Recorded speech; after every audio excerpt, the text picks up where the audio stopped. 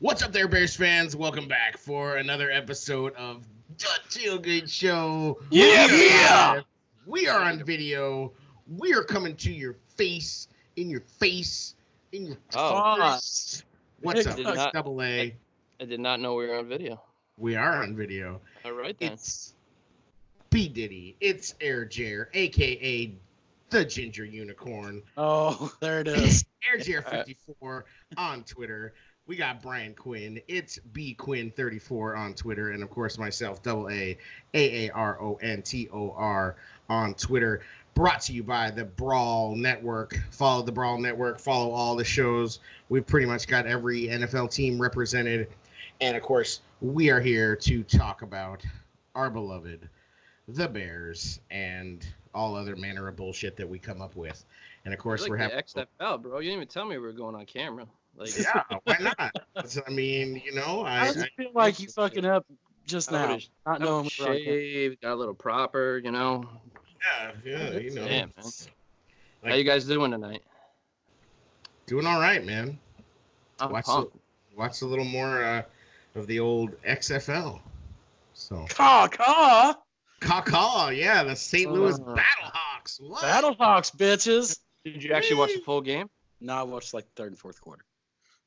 I watched the full game of the first one, the Dragons. I watched most of that game. That game today, what did I watch? I watched the first one. I can't remember. Oh, I watched the Tressman Bowl. That was pretty fucking. Said every Bears fan ever. He just didn't see it coming. They had a great week of practice. I just don't understand what happened. I mean, translate. What in the world? Like Mark Tressman, it's just Mark Tressman all over again. His offensive coordinator is seriously Jerry Glanville, who looks like he's drinking Seagram 7 out of his Gatorade cup. And like he probably is. They just rolled him out of the bowling alley at like 3 in the morning. Mark with the C, eh? Yeah. See how that works out for you, eh? I mean, it was just pure Mark Tressman. Aaron Murray is horrible. Apparently, they have 9 wide receivers on the roster. I was like, what? I don't even know how big the XFL rosters are, but I can't imagine they're bigger than the NFL roster. And apparently, they have 9. What's that? Or Gentry there? Surely he's a starter. No, well, here's the thing. Even though they were playing the New York Guardians, there was no Tanner Bartholomew Gentry on the field. The Bourbonnais mayor, the Bourbonnais kid, the Great White Hope.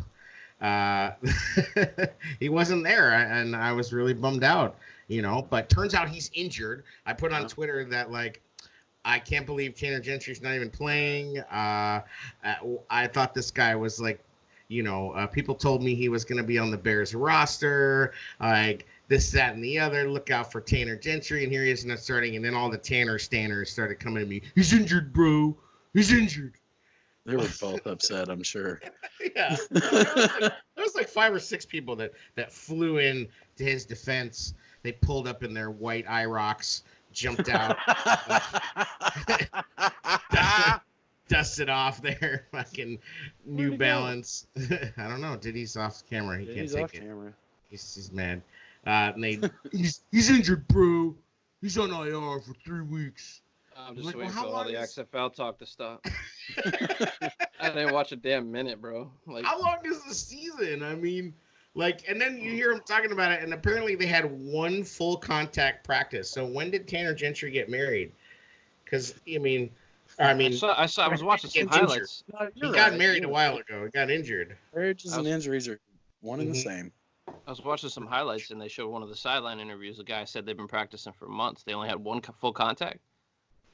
That's what they were saying today during the game. So, so Tressman, the highlights of Tressman were the halftime speech, which is just like the same thing. Like, okay, guys, we've got to stick together, and we've got to grow the man, and we've got to use our toolbox of concepts, and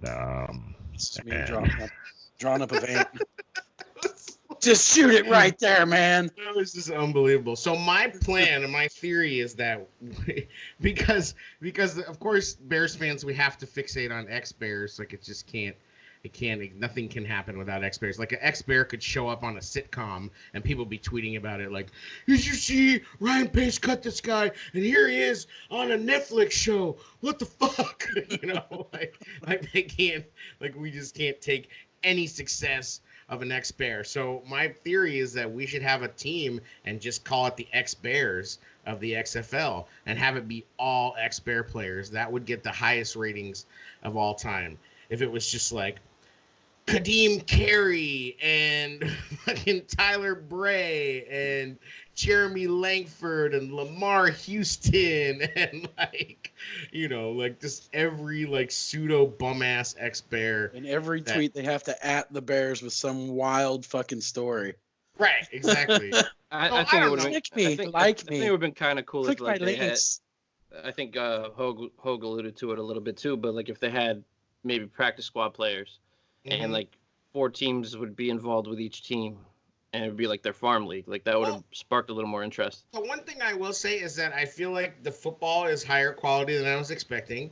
And I kind of felt that same way about the AAF too, but I feel like the XFL, at least so far, seems to have a little bit higher profile players. I mean, not a ton, but I feel like the quality of play is a lot higher than I expected. I feel like the wrinkles that they've put in, are pretty cool. I don't know how long they can go with this whole thing where, you really hear the play calls. Like in the first game, the Dragons game, they were you could hear the play calls over the PA system. It was kind of crazy. I was just I don't understand. This can't last very long because the teams are just going to watch the TV copy and nobody's ever going to score again. Because they're just but and they had, they've got reporters down on the sidelines interviewing guys as soon as they come off the field. Cardell Jones throws an interception and they've got some of the players' attention. I noticed on social media, Trevathan's how long till one of them gets waxed? yeah. And Tariq Cohen tweeted, I don't know if I really like the XFL or if I just love football. I mean, it's got a lot of attention. I mean, I think they timed it right. I think, ultimately they got a perfect beta testing of their product with the AAF and to some degree. So that's doing pretty well, and ESPN's behind it. So, I mean, I feel like I'm not going to sit here and say that it's going to be some smashing success, but I feel like with the amount of money behind it and Vince McMahon and, they push the betting lines too. You notice that? It's you can live bet. I think that's something that's going to be coming to the NFL, I think. Right. Oh, absolutely. So right away, people are into the kickoff. The kickoff rules are cool. Basically, both teams line up, and I guess I don't know what yard line they're at. They're probably about the 40. Each other's 40. 35 and 30. Yeah, and so they have to stay still until the guy gets the ball, and then they can start doing stuff and blocking. So I don't know. I mean, I thought that was kind of cool. I mean, I think it'd be a good way to not completely. I think it was Hogue that actually tweeted, that the XFL may have actually saved the kickoff in the NFL, just because of this rule. Because it, the way it's trending. I mean, the kickoff in the NFL is basically going the way of the dodo. So that was pretty cool. The way they do the replay is very transparent and pretty cool. The officials speaking back and forth, that's an interesting angle too. Absolutely. And then another thing that I think is cool is that all of the offensive skill position players have headsets. And I was just thinking, why the fuck wouldn't they? I mean, I know it's sort of a little bit of an old school thing to have the quarterback barking out the signals and whatever, but especially when you're in spread as much as they are and things like that, why wouldn't you want the receivers to have headsets too? So I think basically the center and the receivers and maybe, I don't know, they said 6. So it's, it's a lot of the offensive skill position players have the headsets, which I think is cool. I mean, might as fucking well. And then I think 3 or 4 of the defensive guys have them too. Cool. Which is cool. And there's obviously a lot more mics on the field, so that was kind of funny. You know, everybody's you just hear a lot.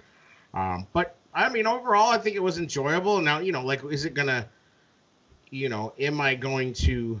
I don't know if I'm gonna go out of my way necessarily to watch it, but you know, when right now, like, this is normally like the absolute sports wasteland of times before baseball starts and before basketball is interesting and, you know, hockey is interesting. I mean, this is the time when something like this, I think, can pull, you know, and they were saying they got, I think, like something 3.3 million viewers on their first show. So yeah, so I mean, obviously, I think a lot of people are gonna check it out like right away. You know who's pissed? The LA Chargers. They're pissed. It's like, look at all these fans in one stadium for one team. Well, yeah, it was kind of funny. I mean, then the Tressman Bowl, they played that fucking game in MetLife, which is crazy.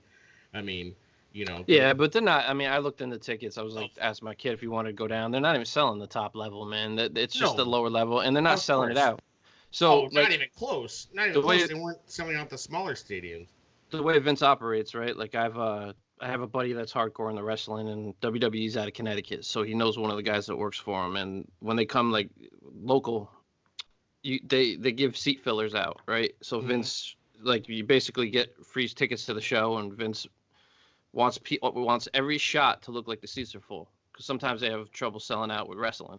Right. So they'll move you around, like, just to fill seats. And there's none of that, man. And I know they're probably offering those empty seats to people just to come in and fill them.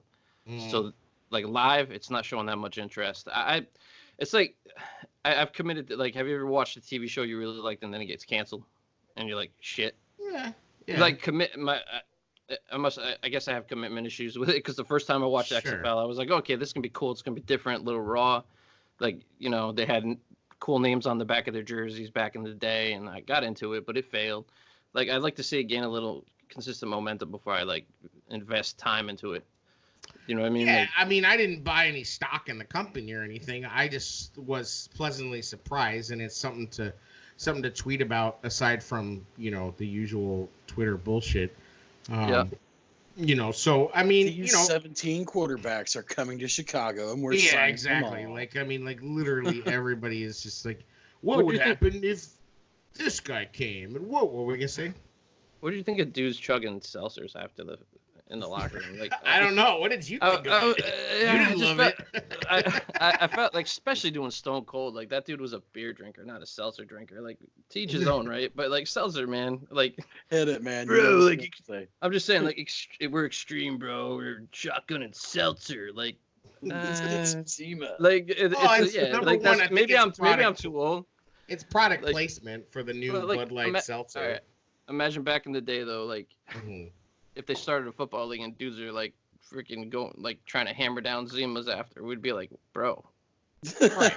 And it's the equivalent to a Zima, man, really. Like, right. But, you know, fucking people get hyped. I mean, you know. It's, maybe, I don't know, maybe the younger crowd were seltzers acceptable and shit. I don't know. Get off my lawn! Hey, man, seltzer's big. You know what I mean? There's really no difference between a seltzer and a Bud Light or a Miller Light or. Kill your liver guilt-free, like. Yeah, exactly. Guilt-free poison. Yeah, I mean, there's no laws when you drinking cloud. There's no law. Truly, baby. I guess not, man. I don't know. I don't know. I don't fuck with it. Not my thing, but the reason I don't, honestly, is because, like, I drink a lot of, like, LaCroix type of stuff. Like, I usually have a couple different flavors of that in my fridge. And I feel like if I got fucking nasty. That's a black mark. -1 on you. What? Actually, no. I'd rather drink seltzer. I'd rather drink seltzer than soda. That's just like diabetes. It's not soda. It's not soda. It's fucking. It's flavored seltzer water. It's I'm good with, like, regular seltzer over soda. You need carbonation. I get it. Chair lecturing me on fucking flavors is hilarious. Yeah. Listen up. I guess I get it. Like, you don't want the sugar, so you drink seltzer, and I get people trying to be healthy and still getting their buzz on. But That's just the key. I mean, right there. It's just, It is what it is. It's all an alcohol delivery system. That's really all it is. I mean, that's why vodka exists. Yeah, but I mean, it was a little stage, bro. They had a Bud Light banner in the background. Like it wasn't. People, I agree, because it's a product placement. Yeah. People and it worked well, because here we are talking about it. People trip out about vodka, and it's like the best vodka in the world tastes like nothing. Like the better the vodka, the more neutral it is, the more clean it is, the less flavor it has. It's the same with cognac too. Like the higher shelf, there's not as much bite. Right, but cognac's not. I mean, it's cognac. You want the oak and the aging and the let's talk about it. And the flavor and whatnot. But it's not. I mean, with vodka, you don't. I mean, there's very few high-end vodkas, that like people can even tell the difference. Like, like a Kettle One drinker will know if it's Kettle One, but like Grey Goose, Grey Goose tastes like nothing. I'm already done with my first glass of whiskey. That's not good. It's early. So yeah, the XFL. I mean, I'll check it out. I mean, like I said, I'm not gonna save the date, and but there, it was pretty cool. The guy on the Roughnecks had a big game. This PJ character, whatever his name is, I don't know. I'm excited. I'm really pumped. I'm gonna go in the store later and buy some jerseys. Why wouldn't you? I mean, I hope for them it works out, man, and I hope for these players. For us it works out. It'd be better than not having. Look, there ain't shit on. Yeah, I understand, man. What else would you be watching on Sunday? It's good for the players to be able to get shitty basketball team chucking up 75 3-pointers.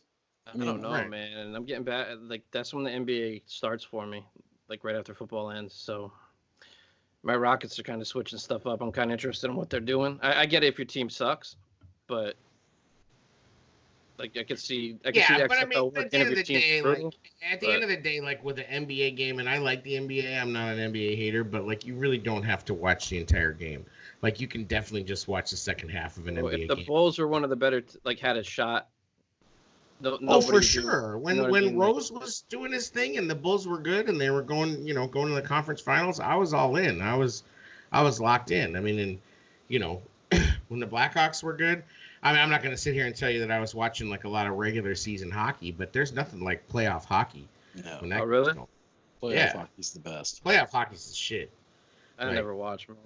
Wow. I've seen live. It's cool, but I've never really got into it on TV. But see, the thing is, nowadays with how awesome TVs are, like it's great. Like 20 years ago when TVs like sucked and they were trying to do the glowing puck and all that bullshit, like. It was bad, but now that everybody's got a 60-inch fucking fat TV, like hockey's 4K, fun, like to watch. I mean, I'm not sitting here trying to tell you to watch the regular season, but the the playoffs is pretty cool. It's funny. I was flipping around. I was watching that St. Louis an XFL game, and I was flipping around because there happened to be the Bulls and there happened to be the Blackhawks on. And I turned on the Blackhawks, and my 8-year-old goes, hockey's. We were watching the XFL too, and he's like, hockey's a lot more aggressive than football. And I was like, really? And he's like, yeah, they're fighting right now. I was like, oh, yeah, I guess I don't think about that. He's like, yeah, they're fighting, and they let them fight. And then I was thinking too, like, in hockey they get tackled, but they have to keep playing. Whereas the NFL, they get tackled and everything stops and they get up and they like dust themselves off and they like get some water and whatever. But with like hockey, you get fucking tackled, driven into the boards, and you got to keep going. And now you gotta hope you can skate off to the box. Right. Yeah. I mean, and now obviously, I mean, hockey players, the most they're ever on the field is, or the ice is like probably like 15 minutes total. But they're like sprinting for that entire, 15 minutes. So it was kind of funny. It's interesting. I didn't know you guys were into it, man. If we go to Tennessee and it's hockey season, maybe we'll catch a Predators game down there too. That crowd's pretty fired up. Yeah, I caught a game down there. I'll wear my Tanger jersey. There you go. Yeah, they won't even let people into the arena wearing Blackhawks gear. Oh, nope. Well, I'm wearing Penguins gear. They really hate me. They're so fucking bitter in Nashville. I mean, didn't they win a cup though? So I think they're a little less bitter because they've won a cup now. But I don't know. Maybe they didn't win a cup. I don't know anything about it. I'm like the most casual hockey fan. Like when the playoffs come like around. I said, it's cool live, man. I don't have anything against it. I just don't follow it on TV. They lost to Pittsburgh. I know that. Oh, you're a Penguins fan? You're not a Blues fan, Jer? Nope, not a Blues fan. I'm a Pens fan. What's that from? Lemieux? I grew up from Lemieux and Yager and Kasparidis and. Got you. Yeah, buddy. Got you. Yeah. Anyway. Well, yeah. Speaking of, I've been outside of the Hockey Hall of Fame once. Speaking of getting kicked out of stadiums, apparently they will now kick you out of the United Center if you're wearing a Fire Garpax t-shirt. Really? Yeah, because they're all butthurt about that. They're having trouble selling tickets and they're turning people away. Yep, because that's the state of the Bulls right now. Yep, that's the state of the Bulls. Like, people are over it. So anyway, XFL. I mean, if you can't express yourself as a fan, man, like how can they police that? Like, I don't know. I mean, that's what they say. I mean, I don't know if it's happening like every single time, but ultimately the fans in any sport are the ones that keep the sport going. For you to not absolutely allow them to have a voice. Fans love them enough to call them out on their own bullshit. I'm just saying, man. To think your shit doesn't stink though, to like be a dictator over fans. Yeah, and it's like. Wow. Dude, they haven't won since 1998. Like, you know, like come on. Like I don't know. It's pretty ridiculous. Like that's not right. Like there's a ton of Bulls apathy right now. Like, you know, I manage a restaurant that's got 20 HD screens in it and nobody ever asked to put the Bulls on. Ever. Like they would rather watch anything else. Whatever other NBA game is on, Big Ten Network, like women's basketball, like anything else. Wow. Like, it is, the Bulls are in the toilet of this town right now. So anyway, speaking of the toilet, Twitter continues to be a swirling toilet of dookie. Where did this Dan Celio guy come from? Like, he played for Miami in college, I guess, got drafted in the supplemental draft by the Bucks or something like that in the 80s, but like out of nowhere, and he's tagging teams and players in his like whack ass statements. Like, do you really think, man, I don't know where, like, yeah, wow. I mean, to fill people in, over the last few days, this guy Dan Celio, or Celio, or however you want to call him. CC Celio, his Twitter is DANSILEO show. His bio says 56th pick in 1988, draft as a junior, Canes football 93, NFLPA, CFL, official AFL, Europe, NFL Europe alum, America's most notorious radio host. Doesn't say any actual radio stations that he's on. He's apparently his own man in the radio world. He has a Twitch channel. Twitter. Yeah, he has a Twitch channel. Yeah, I messaged him and asked him to come on the show, but no response. And he has 11,000 followers, or 11.6 thousand followers, and his interactions are incredibly low, which means all those followers are fake. Because you see, he tweets things and doesn't get any likes, 5 likes. Even tagging the team, not getting many likes. Well, he's getting his fire now because he found out which fan base is like, you're fucking crazy. Yeah, but at the same time, that gets him play. Right. So he tweeted out that the Bengals are apparently shopping the number 1 pick. Right, and the Bears are one of the teams. And so the Bears are one of the teams that are interested in it, supposedly.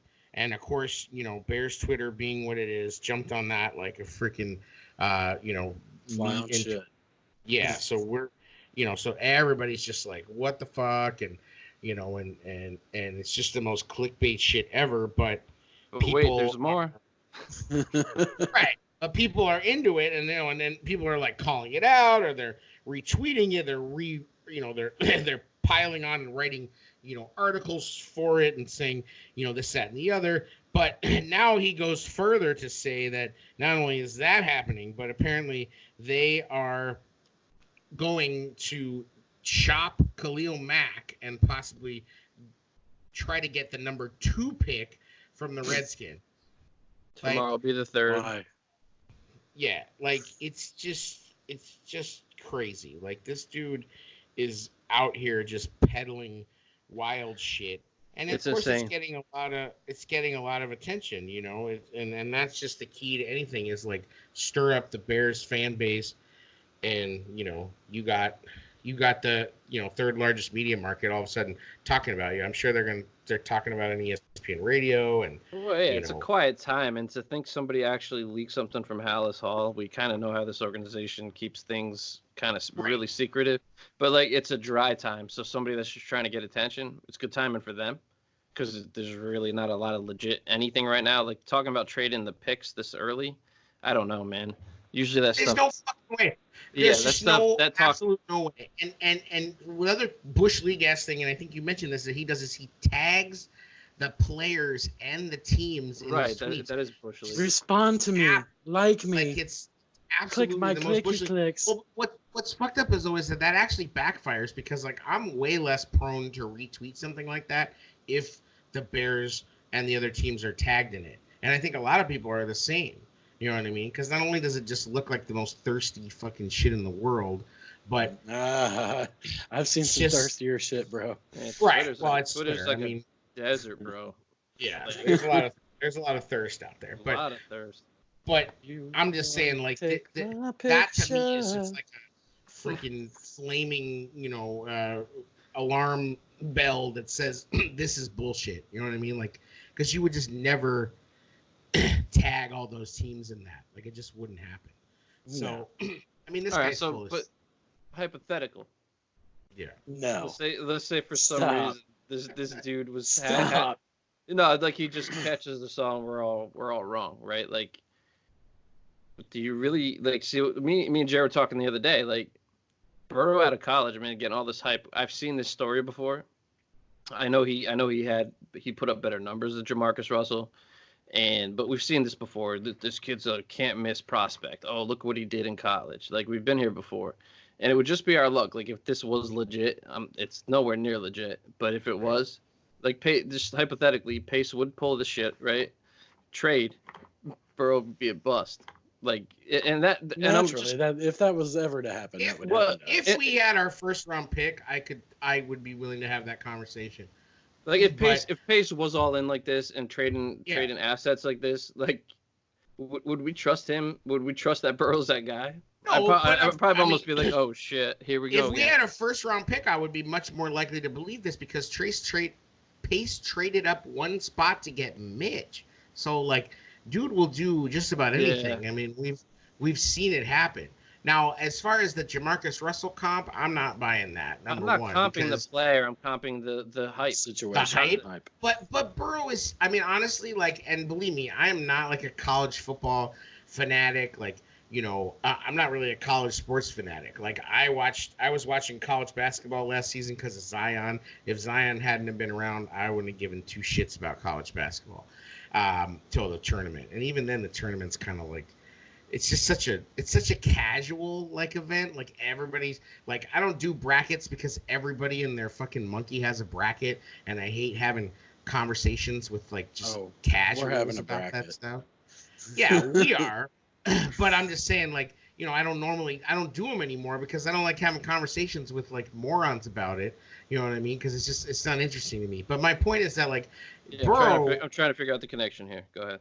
My point is that I didn't get into college football this year, but Burrow is different. Like, Burrow's a guy that was like must-watch television. He was like they talk about guys you stop in your tracks to watch, and he was that guy because he really, like, not only were they insanely good as a team, but he put up one of the greatest football seasons in college football history, and the teams that he beat like, I mean, he's beaten Dabo's, Dabo Swinney's Clemson Tigers. He's beaten, Alabama. They went undefeated. They beat all these top 5 teams. Like, it's just different. You know what I mean? And it was him. Like, it's not like the rest of the team is bad, but it was him. We've been here before, though, with these guys coming out of college. Like, okay. I just don't think like this. I mean, I'm just saying, like, I mean, although I will say the one comp that I would make is that I would comp him maybe to Ryan Leaf,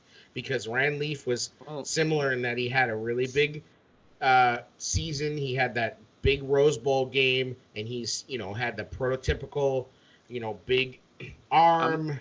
I'm not talking about the person. I'm talking about the situation that we've been here before several times when everybody's hyping up the one guy. And now they're talking about 5 quarterbacks being drafted in the top 15, man. How many of those are actually going to pan out? 2, maybe?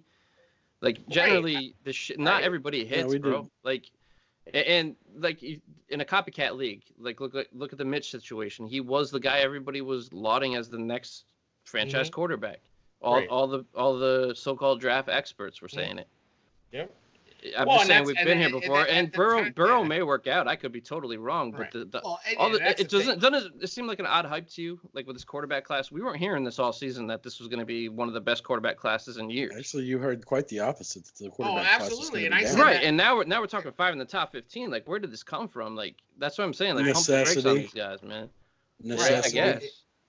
And the NFL guys retiring, yeah. Right. It's that. I mean, it's also this changing of the guard. In a league where you don't draft for need, you draft for best player available. So it's going to be interesting with that dynamic shift. Unless it's quarterback, though. Like, I mean, you just look at statistically the guys that 5 in the top 15 is pretty extreme, though. I agree, but you go through it. It's not hard to imagine. It's not hard to imagine. I'm just saying, like, you're not going to hit on 5. I agree, but part of it is also because there's probably only 6 quarterbacks worth of shit in the whole draft. So, like, and then it drops off hard. Whereas the other positions, that's not the case. There's tons of wide receivers in this draft. Everybody's saying there's tons of tight ends. This could play out like the '83 draft. If you paid attention, I put something out on our Facebook page about it. The players that we drafted on that '83 draft: Dent, Dewerson, Willie Gault, Tom Thayer, Mark Bortz, Jimbo Covert. That was our '83 draft. But there's got to have been first-round picks in there, hadn't it? Yeah, I mean, that would be great if it did, but there's not like a lot. I'm just saying, this could be a draft that you could build a strong base from without reaching for that quarterback, which is what I would be doing. It's not deep at edge, though. It doesn't seem super deep. Well, we'll have to look into it more, but I know edge isn't like a deep position in this draft. Talking about like picking up a guy like Dent. But the thing about the '83 draft is that you had the 6th overall pick, the 18th overall pick, the 32nd overall pick, and the 64th overall pick, and then it dropped off. And I mean, they had rounds for days. How many rounds were back then?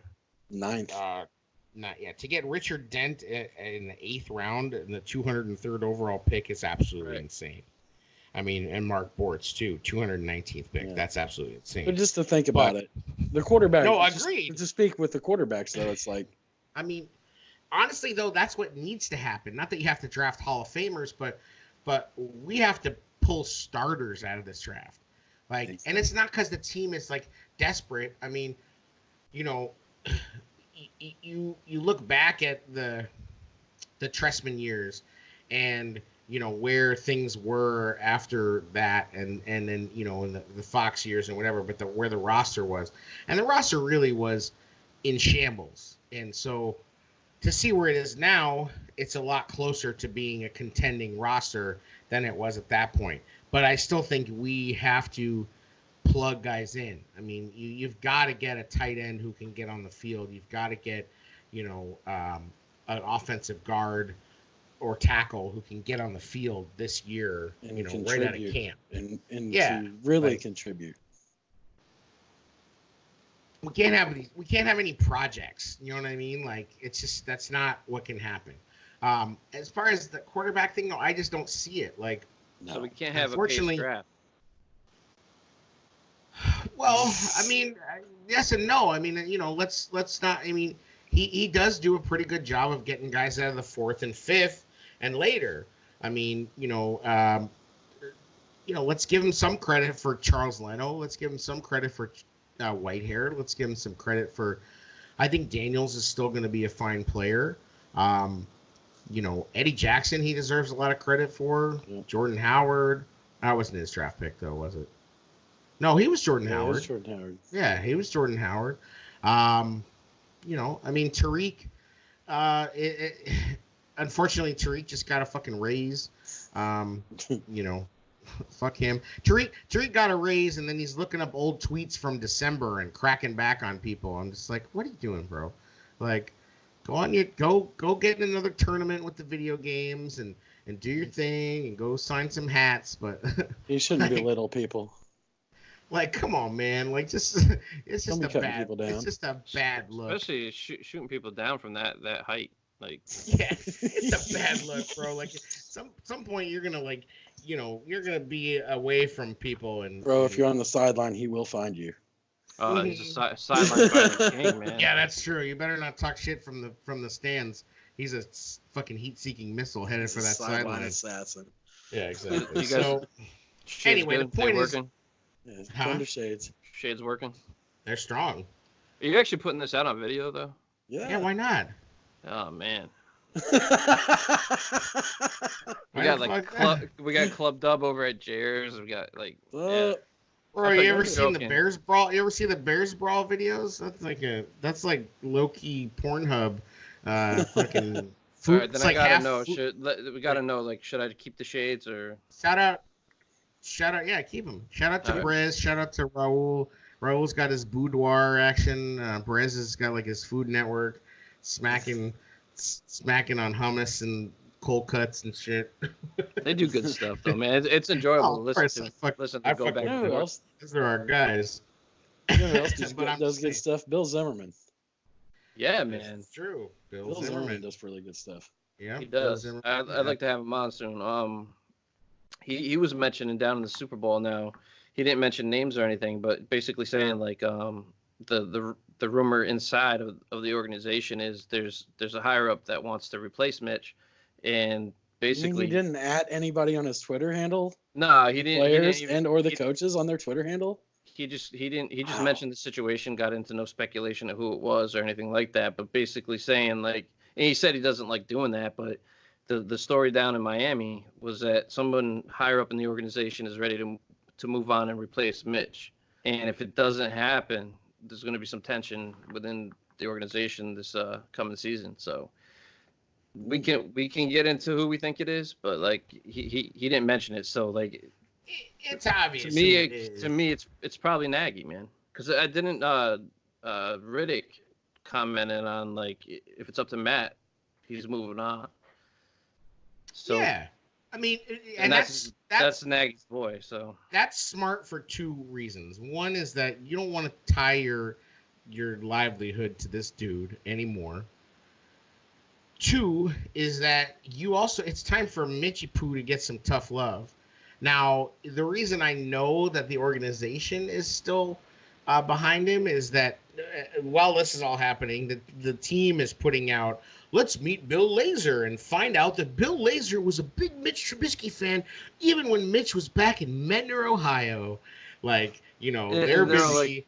They're busy spinning the fact that Bill Lazor, they're all farm-grown boys getting together in Chicago.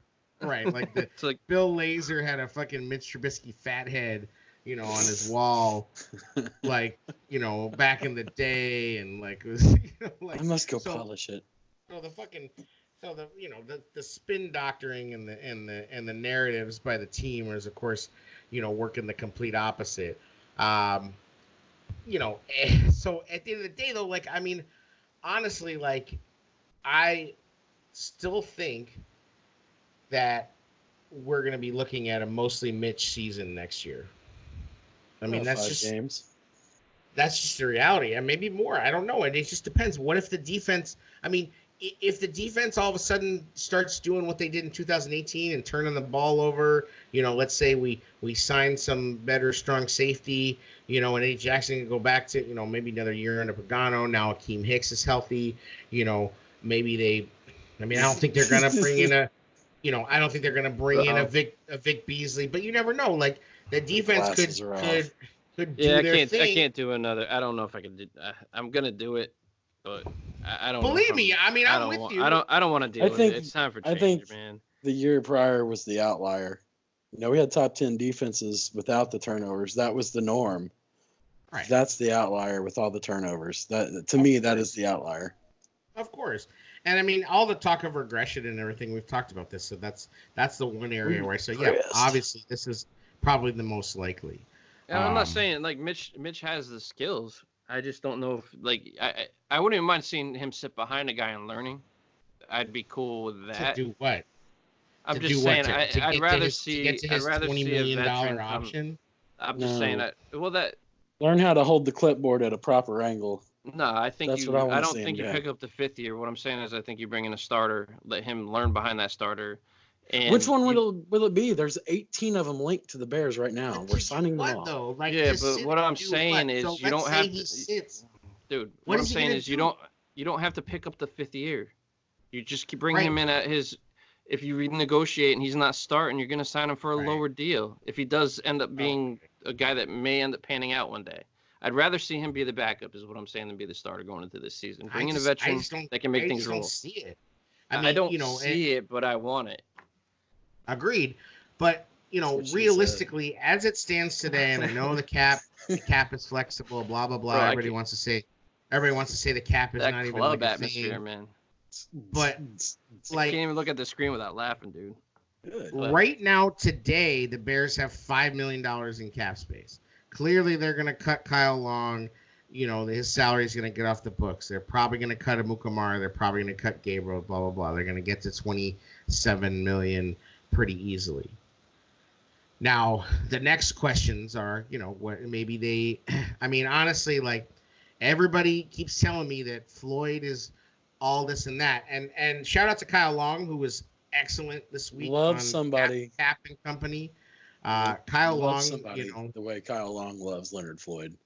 Yeah, he talks about company. He's playing the company role, man. This guy's trying to get into the business. He's like when they brought Jay back on. Jay's not going to say anything negative about Mitch. Jay's trying to cut into the business again. Agreed, but Kyle is not. It's a player code, man. You don't. Yeah, you but don't he get on immediately shut down the question, shot or no shot.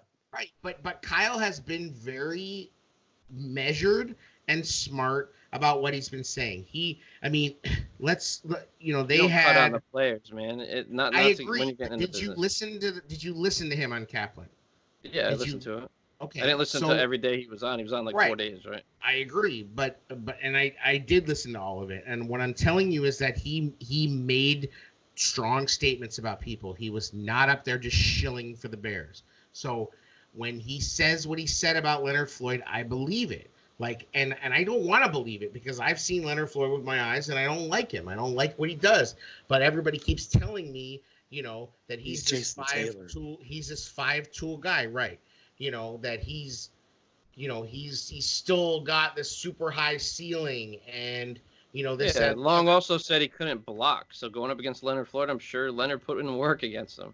That's not. I agree, but that's not what he's referencing. My thing is, if I was a GM, I would rather see a Vic Beasley in here. $8 million, you get 8 sacks. It just 8 sacks without Mac, I think. Yeah. Right. You get 8 sacks on a team where he was the number one option. Teams were trying to stop him, and he still got 8 sacks. You know what I mean? And this is not. Floyd hasn't lived up to the hype of his draft pick. A lot of people think, he sets the edge, he does all these other things, but he's soft when it comes to the pass rush. I know he interferes with his long arms and all that. I get all that, but I'd rather have a guy come in here and nail the quarterback. Somebody was talking about pressures and how if you force a quarterback to roll out, that it's considered a pressure. Yes. So that could be beneficial to the quarterback. Pressure. Yeah. So sacks is the only stat that matters in my mind. I think pressures can be manipulated by nerds that make up stats like, oh, he moved 4 feet to the right. I'm it's just saying, pressure.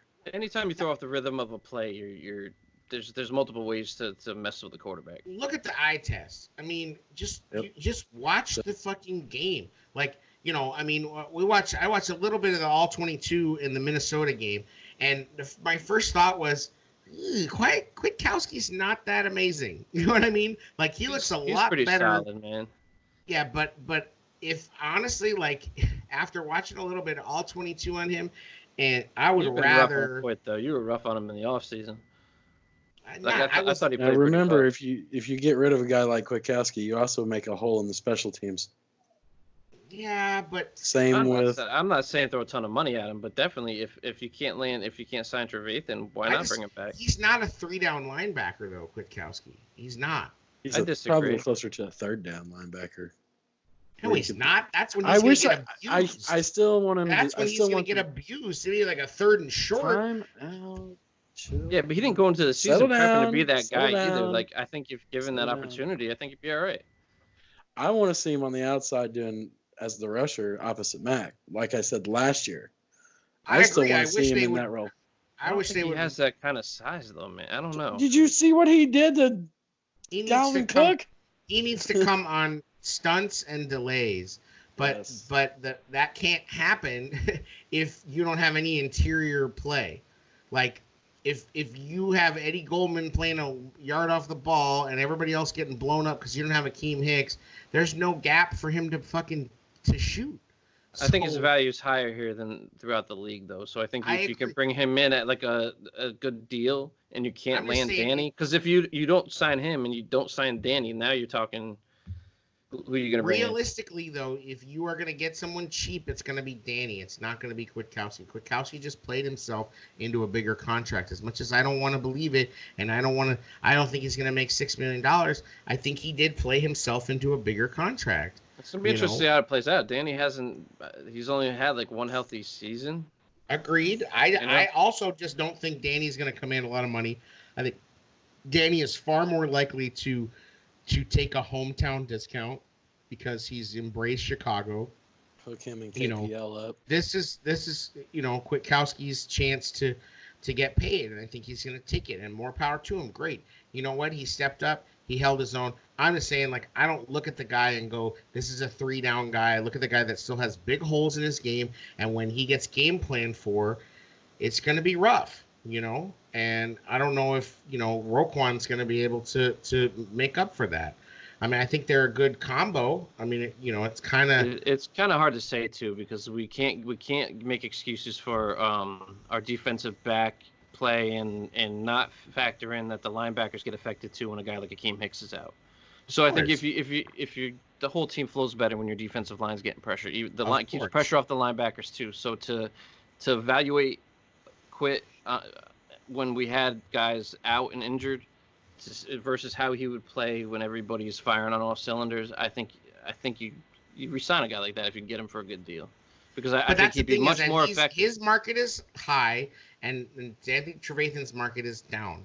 So I think realistically you're going to bring back Trevathan and KPL. That's what the money is going to dictate.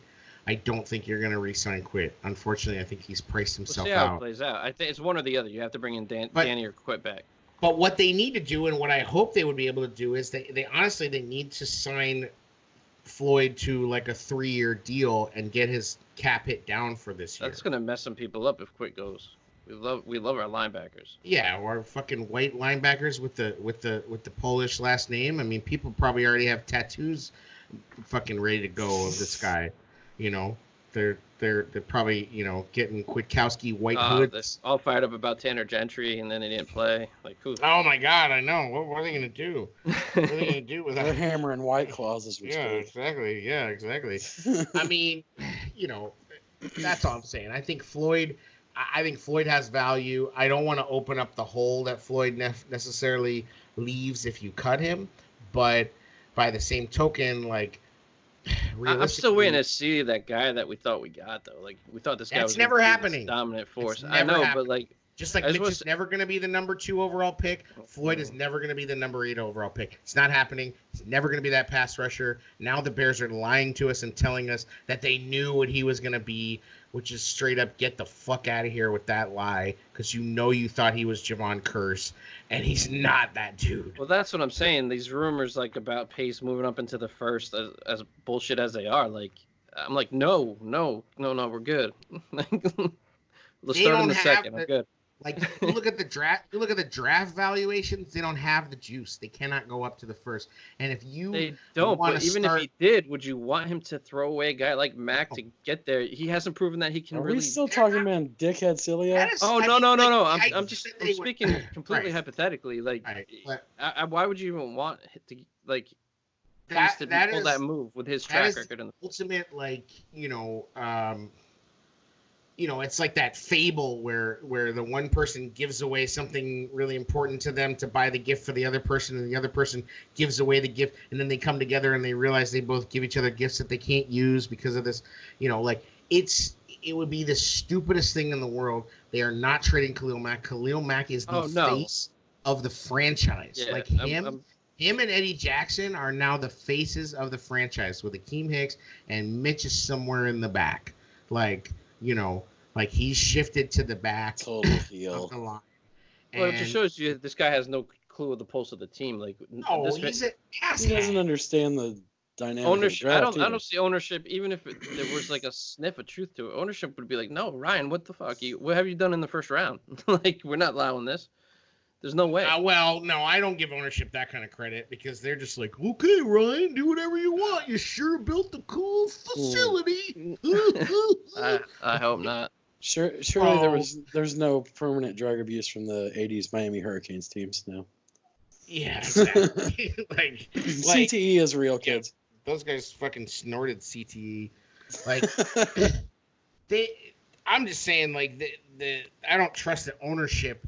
I trust Ryan Pace way more than the ownership to police Ryan Pace. You know what I mean? I just, at the end of the day, you look at Pace, and I said this before, the whole luster of Pace came from the Saints. That's pretty well worn off. I'm going to go ahead and put that out there. Being associated with the Saints organization doesn't really, float my boat. You know what I mean? They're a contender every year.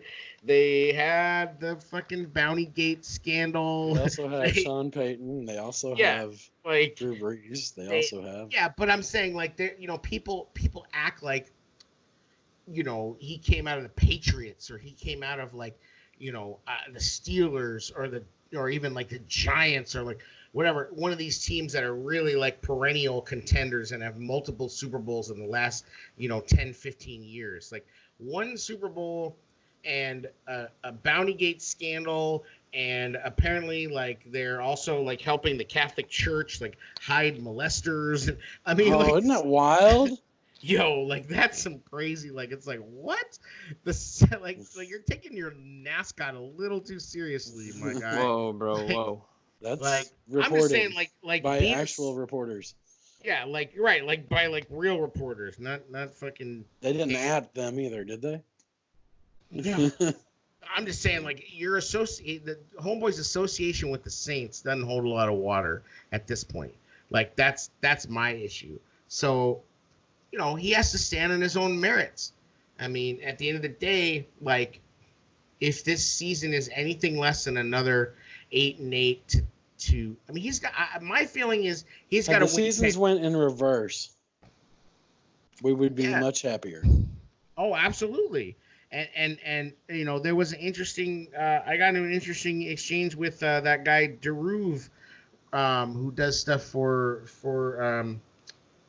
Sports Mockery, whatever. About he's talking about how basically people are ripping Nagy, and saying, well, he didn't get, he should have known what he was getting into choosing to come here with Trubisky. And I'm like, well, yeah, but Nagy chose the organization. Nagy chose the defense. He chose Vic Fangio. He chose the organization. And he chose the fact that if you win in Chicago, you are immortal. It's sports immortality if you win here. So I still like to see him get a chance with a quarterback of his choice. Agreed. I think he deserves that, and I hope they give it to him this offseason. I think he deserves it, but as has been said by me and us on this show many times, it was all a project. You know, it was a project until the defense took this enormous leap, until they got Khalil Mack, and then all of a sudden the window was supposedly flung open. And you know, one of the most interesting things that Kyle talked about this past week, and he was very real about, and his brother said this, Chris Long said, I know where you're going with this, that this team would not have won the Super Bowl in 2018. Why? Because they weren't physical enough. They were not physical enough. And I think that's absolutely true.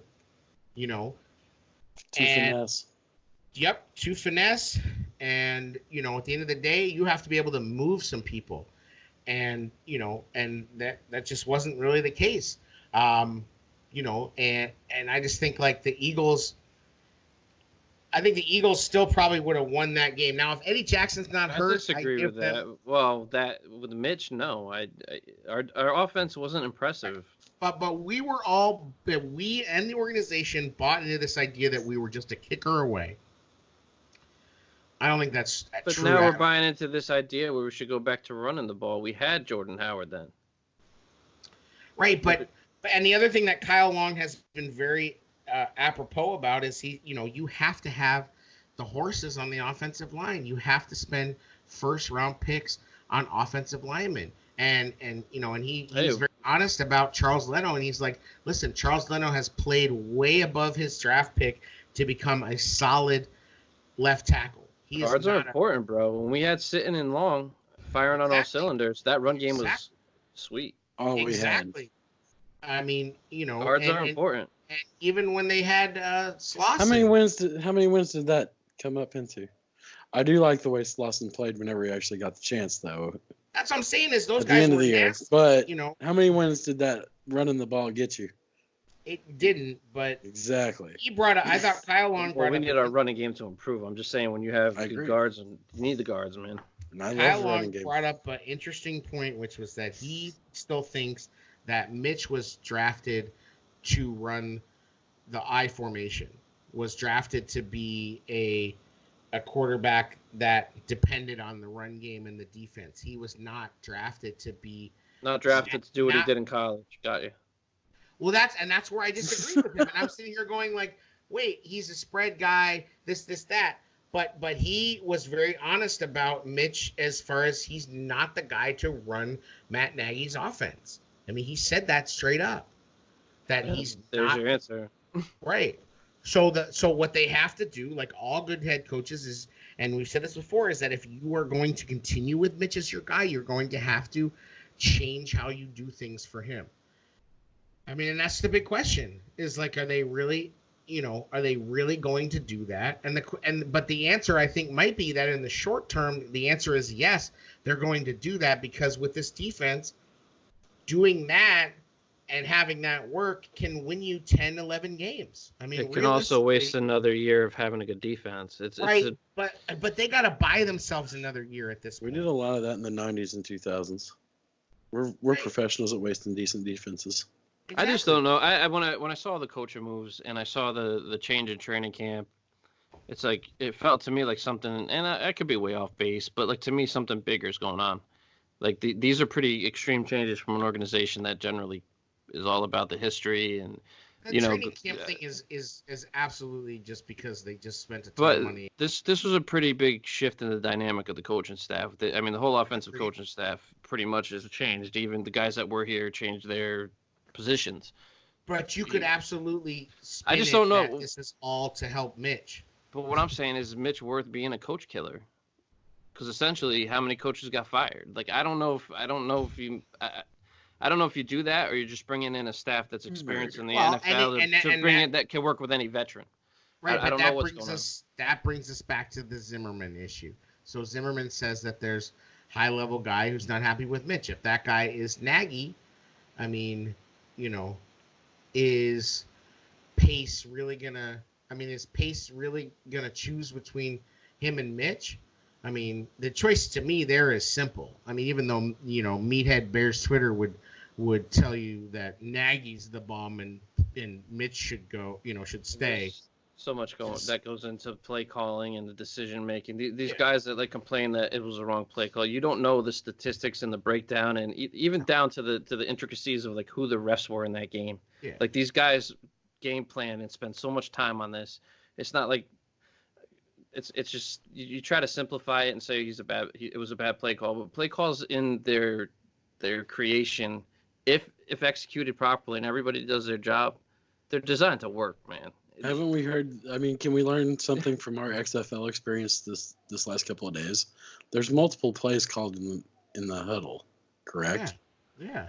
So absolutely. you could say, I mean, that was fucking crazy. It's as much. We don't know how much control Mitch had in the huddle either. The guy. Control. I'm just saying. I can't remember the team that was just playing against St. Louis, but that team has. Guy came up Bob and yelled Stoops. same play. Bob Stoops is the coach, and the offensive coordinator is that what is his name? It's like the guy who invented the air raid system. Yeah. Is their guy, and they showed his play card. It's literally an index card. Now part of that is because the dude is like been coaching since like since he was born, and he's he probably knows all the play calls by heart. Like he doesn't need it, but also, I mean, there's a scheme, and then there's the play calls, and then there's et cetera. So you can, I mean, I think you can get mad at Nagy for calling 8 runs in a game, but you don't know how many were changed, and et cetera, et cetera. I mean, that's another thing that I think Kyle Long was very honest and open about, was he didn't get on Nagy about that because at the end of the day, they couldn't fucking run the ball. I mean, how many times can Nagy call a run on first down, it goes for 2 yards, and then you really want him to call a run again on second down and it goes for another 2 yards, and then it's a 3 and out. I mean, they were getting a lot of 3 and outs anyways, but like at that point, his strengths as a schematic mind and a play caller are definitely in the pass game. So, if you've got a guy, your right guard basically can't play anymore, and your left guard all of a sudden forgot how to play, and it's dragging your left tackle down, and Kyle Long's dragging your right tackle down, and your tight ends don't exist. Like, what the fuck is dude supposed to do? Like, and then to some degree, I guess you could make an excuse for Mitch in that respect, but at the same time, like, you can't sit there and say, mail a pass. Right. Like, we didn't have the back. We didn't have the back that could make something out of nothing either, really. Right. And we absolutely didn't. And I think they thought David Montgomery was going to be more of that guy. I think David Montgomery. He tried. He tried, but I think he also was overhyped. And his vision, I don't think, is as good as Jordan Howard's. It's hard to have vision when dudes aren't blocking, though. But I think like if he's able to get through the hole, if there's clean holes for him, he'll be all right. What Jordan Howard did is that he made one decision and went with it, and he had the power to back it up. But what he also had was the hole. Like, at the end of the day, and when Jordan Howard had his best years, we were running schemes a lot more similar to what Shanahan runs. Toss, stretch zone. Yes, and that, that lets the offensive lineman get out and move. You need the horses, man. Right, you need the horses, and we had better offensive linemen at that time, so it's not really fair to necessarily compare. I think David Montgomery is going to be good. But I think at the end of the day, the fact that he was able to compile as many stats as he did was kind of surprising, to be honest. Where he needs some help in that backfield, though. Ryan Nall cannot be your number 2 backup. No, I mean they have got to. That's why my boy Anthony Sherman, man, if you can get him here, I said it last offseason. That's like the grand irony is that like I feel like I don't know why like it almost would have been smarter to try to do what they did in 2018 again instead of going to this supposed 202 bullshit. Like, it would have been smarter to stick with what they were doing in 2018 and get some better personnel, like get a better fullback than Michael Burton. We didn't expect Ben Wilder freaking bachelor degree plan where he's going to be there for 5 years before he gets his bachelor's. Right. And unfortunately, we've got like that 8-year college kid. It's gonna take 8 years to get like an associate's. Right. Yeah. I mean, he might get his certificate in fucking welding, after, and maybe all he's gonna do with it is fix his old Camry. I don't know, but living his best life on Instagram though. Yeah. Well, and that's what's funny too is that like people are all like love to shit on Jimmy and shit on the 49ers like they were just this run defense. They scored more points than the Chiefs. Like, they scored more points than the Chiefs. Like, they were not some team that didn't score. Like, Jimmy G had his games, Like, obviously, the run game was huge. I mean, but at the end of the day, like, he had his games, and he, I mean, I think if, as we've said before, who would you take? Would you take Jimmy G or would you take Mitch? No. Jimmy G. Yeah. I mean, absolutely. Is he going to throw some picks? Sure. Is he a little flat-footed sometimes? Yeah, sure. But he also stands in the pocket and delivers, and he also moves up in the pocket and delivers, So, yeah. I mean, I would love, you give Jimmy G Allen Robinson, and if they had Allen Robinson and Sanders and that's Deebo Samuel guy, like, I mean, that's the thing is like you'd like to see us use Cordarrelle Patterson like they use Samuel, right? Like, I mean, that to me that should be something that Patterson can do. I mean, yeah.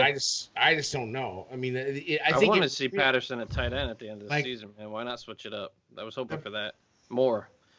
I mean, the biggest thing to me is that we have to get legitimate tight ends. Like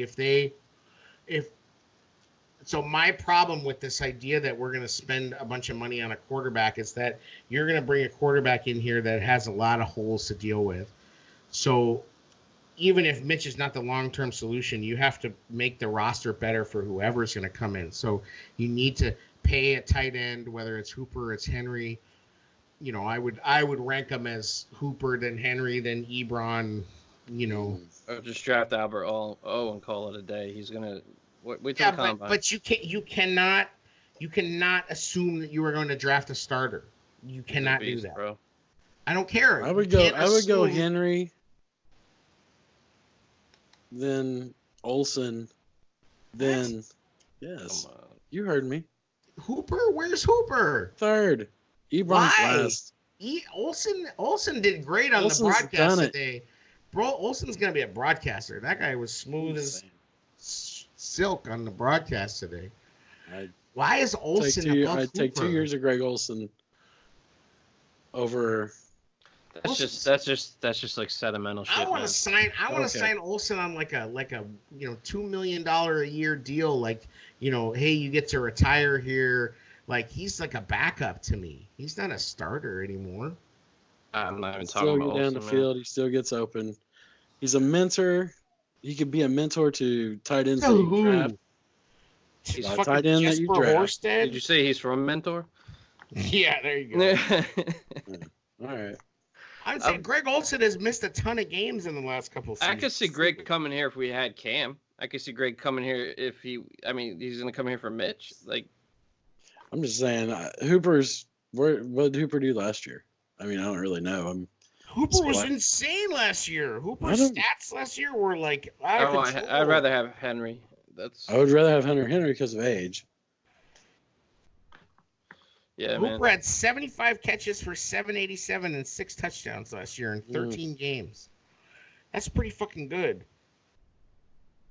And then the previous year he had 71 catches for 660 yards, and he only started 7 games. Trey Burton did that in 18, right? Yeah, but Trey Burton started every single game. He's got over 10 yards per catch. Like, Hooper's good, man. He had 49 catches in his second year, starting only 8 games. Last year he started 10 games, had 75 catches on 97 targets for 787 yards and 6 scores. These stats are turning me on, bro. Keep going. I'm just saying he's good. Doesn't make like, you horny, baby.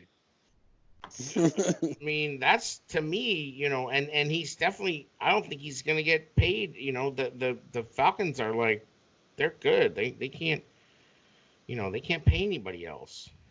Like, we need a tight end. Bottom line, if it's an improvement, I'm down. I don't really care what the name on the back of the jersey is. I like Henry. Twisted. Olsen had 52 catches, 597 yards, 2 touchdowns, 11.5 average yards per reception.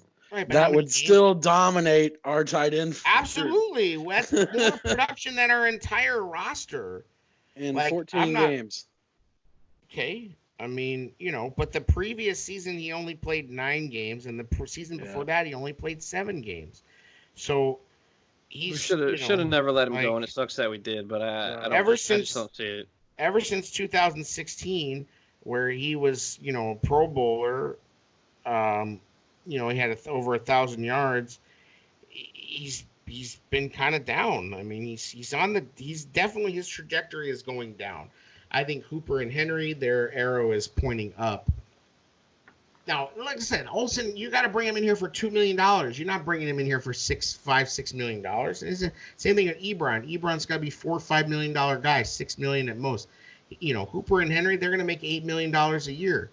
And the other thing, too, is you got to sign one of these guys before Greg Kittle gets paid, because Greg Kittle's going to fuck tight ends up for everybody. Yeah, but he's on a different level. I don't. Doesn't matter. The top tight end sets the market for the other guys. It's just how it fucking works. Now everybody's talking about that Mahomes is going to get paid this season. There's no reason for the Chiefs to pay him this season. There's just they set the market, man. But just because somebody got some balloon contract doesn't mean somebody is like a guy that is getting a second contract is going to blow up. Kittle's a different animal. I agree, but they do set the market. It's just how it works. They set the market for the franchise tag. Not that you're necessarily going to franchise tag a tight end, but I mean, I don't know if they're stubborn, man. Like you said, we're talking about going with Mitch another season. This Burton thing, they paid him a lot of money. Burton's already on the team. Burton's an $8 million cap hit, no matter how you slice it. You can only save $1 million by cutting him. A lot of stuff on his. This is me just throwing a wild narrative out there. A lot of his signature stuff, that his autograph things on Fanatics, are on the closeout rack. That's all I'm saying. A lot of his autographs memorabilia is get it off of our hands. Right. Well, because he's obviously trending down. I mean, this is a make or break year for him, and if I don't know. If I'm a betting man, Trey Burton never gets another contract. You do that Fanatics Brawl code, you even save more money on it. No. This is true, but I'm just saying, like, if I'm a betting person, I don't think Trey Burton gets another contract in the NFL. Now, as I've said before, this hip surgery could be the ticket. I mean, it's what they say about the hip issue that he has, is that it often looks like a groin, it often looks like a hernia, but it ends up it's actually a hip. So I talked to an Eagles fan though. He was telling me he was like, yeah, man, I don't understand why he threw all that money at him. He was a role player. Pace thought that he was getting in on something hot. Pace thought he was jumping the market. I mean, that's the thing with Pace. Oh, yeah, potential. It's an athletic dude, but he was just a role player. Listen, it was similar to Pernell McPhee. Like, he's on the Ravens, and yeah, I mean, he was a role player too. The thing with Pernell McPhee that I was like, is if he was that good, the Ravens wouldn't be letting him go. They generally don't. Like, they didn't have cap issues. Like, it wasn't like that. So, but that was Ozzie. Ozzie generally, guys didn't leave unless they would. He wasn't letting the good ones go. You're right. Right. So, but my thing too is that Paces obviously has big blind spots for tight end, for quarterback, and for fucking kicker. Is that Andy Reid on the show? Who? We got Andy Reid here. Andy Reid? How the hell are you doing? Congratulations on finally winning it all, Andy. Thank you. Thank my wife. She's really been my rock. We're gonna go have cheeseburgers later. Mm-hmm. Lots of cheeseburgers. Lots of fucking cheeseburgers. You want to get into the Mitch Mariota thing? I think Sure. Talk about the fucking Mitch Mariota thing. talking about we had some discussion on Twitter today, and there's been some ESPN I think brought it up too that Mitch and Mariota, a lot of talk about Mariota to the Bears, but they have the same agent. Mm-hmm. So you think that's a conflict of interest for the agent? Here's what I think. The agent's job is to maximize the potential of both clients. If you negotiate competition for your client in Mitch, you're not acting in his best interest. Now, the thing about it is that Mitch is signed, right? Mitch is not on the market. Mitch is not a free agent. Mariota is. Now, Mariota says, I feel my best opportunity to start and be a contributing player is to go to the Bears. Then the agency has every obligation to make that happen. They're not going to say, oh, no, we're not going to do that because we don't want to mess with this other client, Mitch. But realistically, number one, I don't see Mariota as a viable option for the Bears. I don't think they're going to do that. Number two, I don't think that Mariota is going to make the most money by going to the Bears. I think that's a bad plan for him. He will be much smarter to try to be the quarterback for Tampa.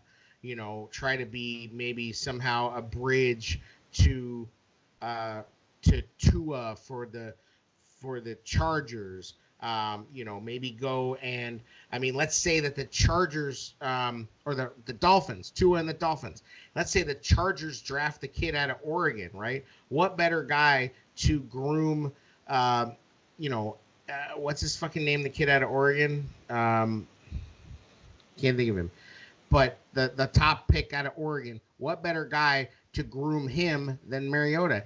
It just takes me a while to get to the point where Mariota goes, yes, I want to be on the Bears, and not be the starter. I feel like he has the opportunity in a lot of places to be a starter somewhere next season. He would in Chicago, man. He has to beat Mitch out. It's not like come on. It's not realistic. It's not acting in the best interest of the players, I don't think, that are involved. And for that reason, no, I don't think it's impossible. I just don't think it's likely. Do you guys just want to run down the whole list of all the quarterbacks are coming to Chicago and we're signing?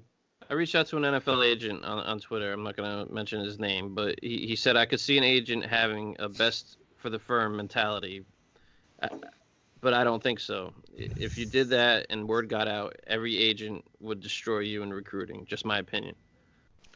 Right. I am not by any stretch of the imagination suggesting that if Mariota said, I want to go to the Bears, the agent would say, no, we don't want to fuck with Mitch. That's not the scenario I'm presenting to you. But what I'm saying is that I do not look at the Bears as a prime destination for Mariota because Mitch is still fairly entrenched. And also, I don't think Mariota is a slam dunk to beat him out. It's a lateral move, if anything. Mariota is not a slam dunk to beat Mitch. He doesn't have anything really that Mitch potentially doesn't have, but again, you could except the college resume. Yeah. So what? Yeah, that's worked out a lot for guys. He's also got 5 bad years of NFL starting behind him. Pace loved him though. So Jamarcus Russell had a college resume. That's in the past. Burrow did too. But you can see how Mariota goes to Tampa, and makes like a Teddy Bridgewater style money. Tampa drafts a quarterback, and he's the bridge. Mariota goes to the Chargers. Chargers draft a quarterback. He's the bridge, or Tyrod. They have Tyrod, so that's less likely. We draft a quarterback. Mariota could be the bridge here. Who knows? It's just I don't buy that. I don't buy it. Mariota doesn't know the system. It just doesn't make any sense. Bro, to me. RPOs are easy for quarterbacks to pick up. It's not some 5-year why did Nagy sit here? Okay, but why did Nagy sit here and tell you exactly why? So difficult? Okay, but why does Alex Smith say the system is so difficult? Do tell, Cheddar Bob. Why is Alex Smith say it's so difficult? You have to defend it. It's like, I was seeing Alex ghosts. Smith is defending Mitch? Alex no, Smith? not Alex Smith. So I asked you a question. Why is Alex Smith say it's so difficult and it takes a long time to learn? I don't know how he's saying that. You look at his first year and he did well. He said it. He said it many times. That's cool. Protect your boy Nagy, I guess. I don't know. I mean, I agree with you. Chase Daniel was probably lying for Mitch. Alex Smith didn't take 5 years to have success in it. He came in. To me, that was the biggest hole in Nagy's statements about how long it takes to learn it. Like, it was like, what? And we had DJ Moore on, and DJ Moore's like, what? Like, you just need a veteran that can read defenses, man. The system. Nagy's a quarterback-friendly coach. Like, he made Chase Daniel look halfway decent. Jay Cutler is not a Rhodes Scholar, okay? And Jay Cutler learned a new offense like 6 fucking times. He's a smart guy. He's a smart guy, but he is not like Jay Cutler is not gonna be a coach. You know what I mean? Like, and that's because he doesn't have the temperament for it, and he can definitely talk all the football you want. But I'm saying, like, can't you see Cuddy as a head coach though? Wouldn't it be great? Be like, oh, you don't want to run this play? All right, whatever. What's funny is that, and he would probably admit this, is that he'd be more like Martz than he would ever want to admit. Where he'd just be like, just fucking do it, man. Like, what are you talking about? Trust it. Drop 7 steps back and throw the ball right here. The receiver will be there. You know, and then he'll sit there and be like, fuck, I wouldn't even believe this when I said it. And now I'm saying somebody else. You know, but, you know, and I mean, he even, you know, at the end of the day, like, I just don't, the Mariota thing to me seems so unlikely because, like, he also doesn't have any clout. Yeah, I'm not even saying, this is all speculation about Mariota. I'm just saying it was a discussion we had. Like, I agree. Talking about the awkwardness for the agent. To me, I think the agent is, like, reason number 10 as to why Mariota is not going to come here. I think he also has way less clout than even Andy Dalton. Now, the interesting thing about the Bengals, and I was hearing, and this could totally be bullshit. I'd rather see Mariota than Dalton, to be honest. I wouldn't. I'd rather see Dalton. Personally, I think Dalton's got more experience. Dalton's worked with laser already. Like, Dalton's, I mean, lasers. Sharks with I think Dalton's a better quarterback than Mariota. I would take him over Mariota. All right. Not as mobile. We'll break that down more in the next episode, but yeah, that'd be good shit. But anyway, that's all I'm saying. Is that I just feel like realistically, what we're gonna end up with is we're gonna end up with Matt Moore or Case Keenum, because they're both gonna be about a couple $1 million, maybe $3 million at most, and then we're gonna end up with whoever we draft, and it's probably gonna be fucking Jake Fromm or, you know, Alex Gordon, Anthony Gordon.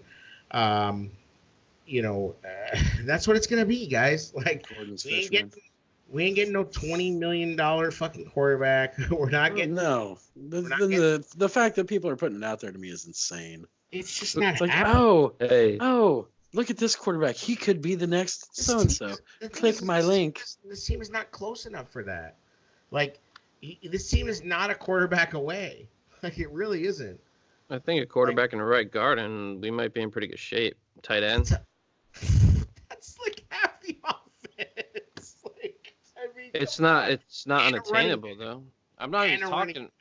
So all we need is a running back, a tight end, a right guard, and a quarterback. Okay, cool. Yeah, we're good. I think our running backs will do much better with a better right guard and a quarterback that can read defenses. Well, I hope that what they spend money on realistically this year is, let's say you have $16 million to spend outside of whatever else you need to spend. You get an $8 million guard, and you get yourself an $8 million tight end. And you plug and play those motherfuckers. We don't know. I mean, a healthy Burton that's not that whatever he has going on. Let's have both. Look at the Eagles, man. They kill us with all those dudes. So you double Burton and the other guy kills you. And then if that guy's covered... Look at the Patriots back in the day. Then you go to Allen Robinson. There's going to be wide receivers in this draft, you know? You end up with I just think we have enough weapons on offense where if you get an upgrade at right guard. Who do we have? Gabriel's gone. You have Allen Robinson. We don't know that yet. He is gone, bro. Yeah? Yes. You need that speed element, though, on the outside for Nagy's offense, though. Wims ain't shit. I'm here to tell you that Wims ain't shit. I disagree. I think Ridley is okay, but if Ridley was anything else, he'd already have gotten on the field last season. I'm just saying, I think Ridley's fine. I think you still we are going to draft another wide receiver in this draft because there's a lot of fucking wide receivers. I like Wims though. I'm not writing him off yet. I like him with a better quarterback. There you have it. I'm just saying, like that if I look at let's look at the tight end part.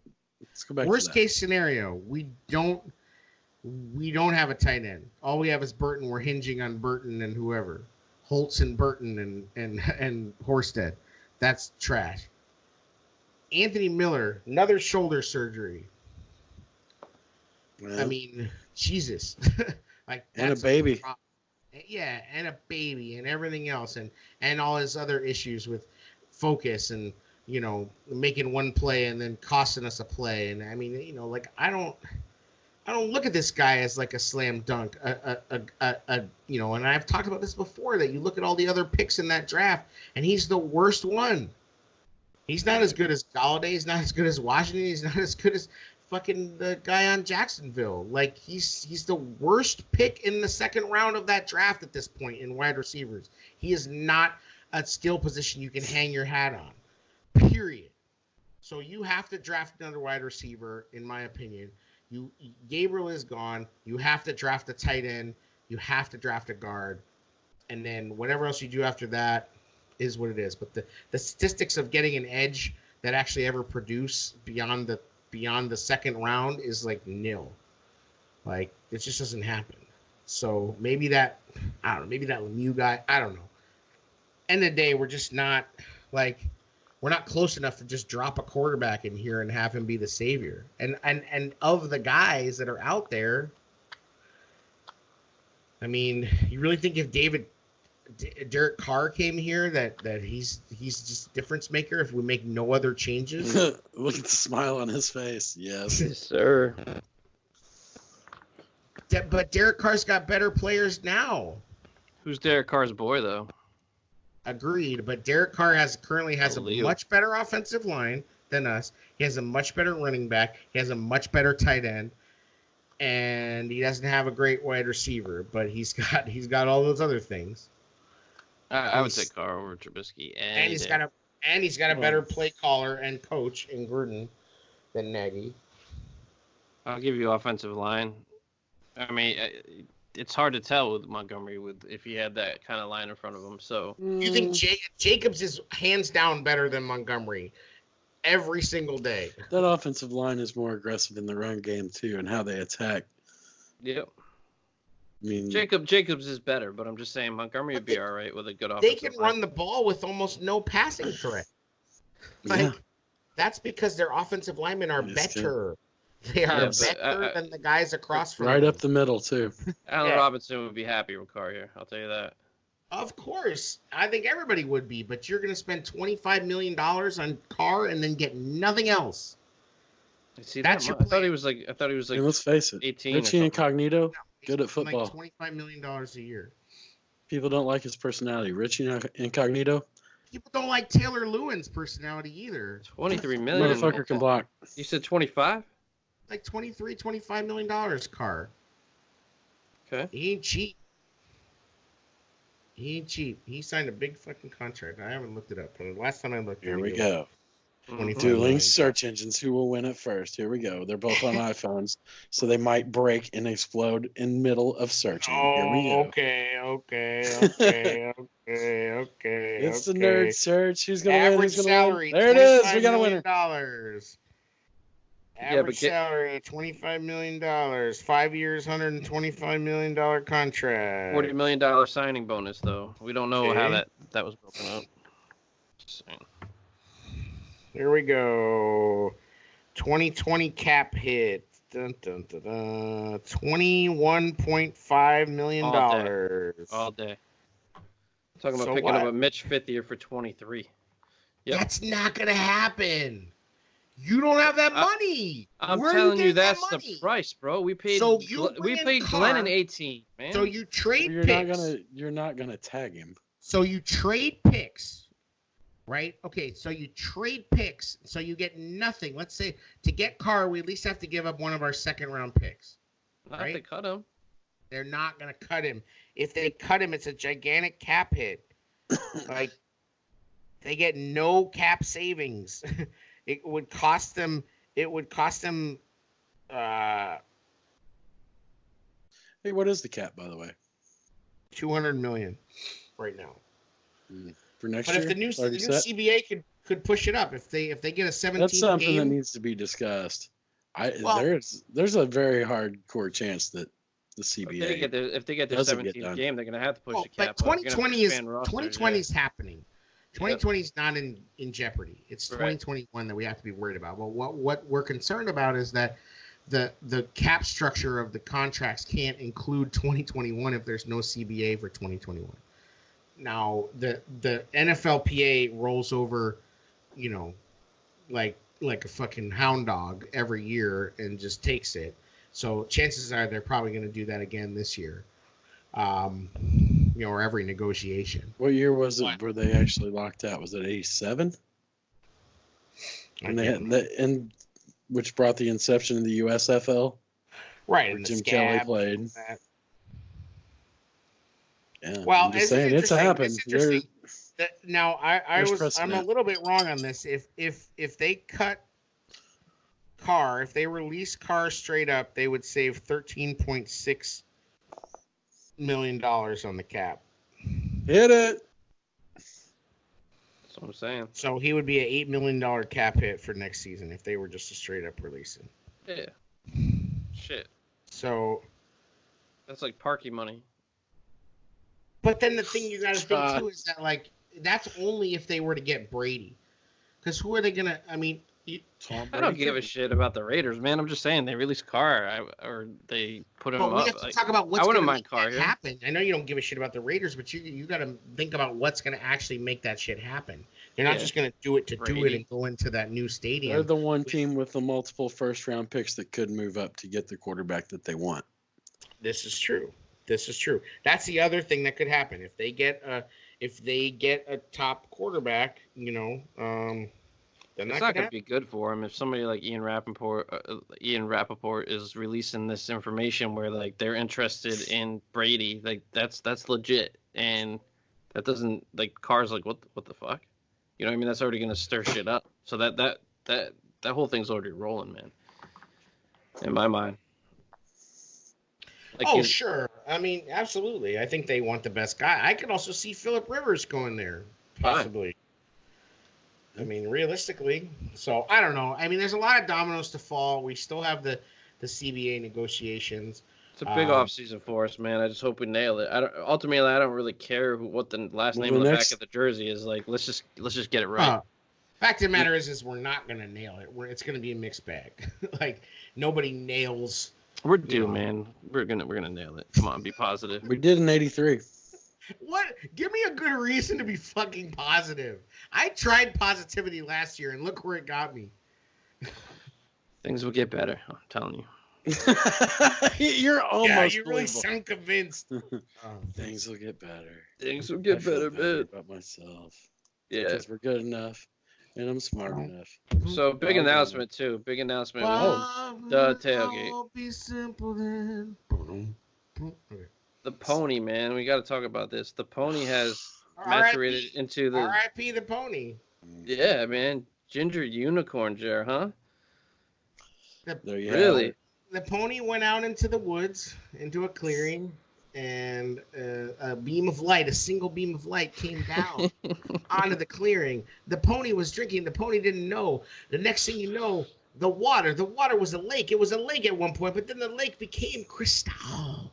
It was that TB12 method. Crystal champagne. The lake became a fine bourbon. The lake became the most delicious craft lager that you could imagine. And a horn grew from the pony's head, and his flowing red locks came down, and his mane, and he said, Rainbow shot out his ass. Rainbow shot out of his ass. Dancing bears. They came out. Cherry Garcia ice cream was flowing from every orifice. And yeah, bro. the unicorn Oh, great. The G, the ginger, not the OG, the UG. The unicorn ginger, the ginger unicorn was born. And on the back of the ginger unicorn, nothing can fail. Only good things will happen. Hey, man. All hail the G, the GU, the ginger unicorn. Assalamu alaikum. Alaikum salam. She didn't even know about the pony, but she went right to the unicorn. I'm like, dude, this guy throws down game hard, man. Bro, if you don't know about the pony, you don't find the unicorn. I'm just saying. I mean, I never had a woman call me a unicorn, Jay. You must be throwing it down like pretty properly. I'm just saying. I try. Hey, good for you, bro. So pony no longer, so we're gonna have to do ginger unicorn pick'ems. Yeah, I don't know about that one, but people are gonna be like, and click unsubscribe. the what pick'ems? Bro, they might be like unsubscribe once they see our ugly mugs on YouTube. I didn't even know we were going video. Yeah, you know, I would have shaved. I would have put on my Old Spice. I would have wore a fucking silk shirt over here. I would have shaved my chest. I would have freshened up a little bit. Oh. Oh. All right, man. Okay. That's about it. We tried to go an hour. We couldn't do it. We failed. Sorry. I guess should I rock the glasses from now on? I don't even know. Not from now on, dude. The people. I think you can justify it tonight. Yeah, the people. Yeah, man. That's another thing. You guys didn't give me a heads up. I'm like, I'm about to. Well, all right. About to what, Cheddar Bob? Nothing, man. I'm just saying, like, eyes all glistening. Like, look at this. Okay. No. It's cool. You can fly into my personal life. Yeah, people should know that normally it's Diddy has like a cheese fondue fountain going on in the background, and he's like dipping various fruits in it. Yeah, no cheese. No I'm cheese. I'm usually getting fed grapes and shit. Grapes? Like, yeah. Mm-hmm. It's like 40 virgins like fanning him with flat like fucking feathers. Bro, yeah. if I had that, I wouldn't be doing. I didn't say they were girls. I'd be doing something else. Maybe one 40-year-old keep it real. I don't know what it is. You know what I mean? I'm just saying. There's a lot of activity back there. He keeps that shit blurry in the background so you can't see. I just did that to piss you off because I know you hate that shit. I mean, I'm just jealous. No, let's just. I'll bring it back. Last time you were on the computer. Oh, we got to see all the swag back there. Hey. All that good paint and swag. All that. Yeah, I got to set it up better, though. I got stuff all over this room, but whatever. It is what it is. I wasn't prepared. I mean, let's be prepared. You know what I mean? You either. You got to bring it. Fail to prepare. How's the saying go? You prepare to fail, at that note. Fail to prepare. You prepare to fail. God damn it. There you go. Anyway, that's it. Yeah, man, it's exciting too, man. Brawl Network, bringing it big time. Get the shirts coming in. Get a clicky click. Website launching like. Yeah, man. Subscribe. Hey, a lot of good stuff going on in the Brawl. A lot of teams covered. Jump in, enjoy. We're just chilling. We're tailgate. Unicorn call to action. Well, even with all the couple Bears podcasts too. Podcast when we sign up for it. No, but the cool. Like it and rate it. Unicorn call to action. Unicorn. Cool thing is, man, we but we do with this network. You're able to just kind of bring it how you want to bring it, and there's appreciation for how you do things, and your creativity can shine here. So, voice of the fan. We're the voice of the I'm just saying, even our Bears podcast, we all have a different flavor on how we do things, and it's just cool, man. A lot of creative stuff going on. So, hey, check it out. Alice Hall Brawl, they get all the guests. They keep it, you know, on that level. We like to keep it rough, rugged, and raw. The Bears Brawl, you never know what you're gonna get. Yep. They keep it popping. So it's all love, and we do our thing. Different flavors for everybody. That's it. So check it out. Thanks for listening. We appreciate you for tuning in, and that's just another episode of the Tailgate Show. The Bears. The fuck's going on with you guys? Jesus Christ. The ginger unicorn. The fuck out of here.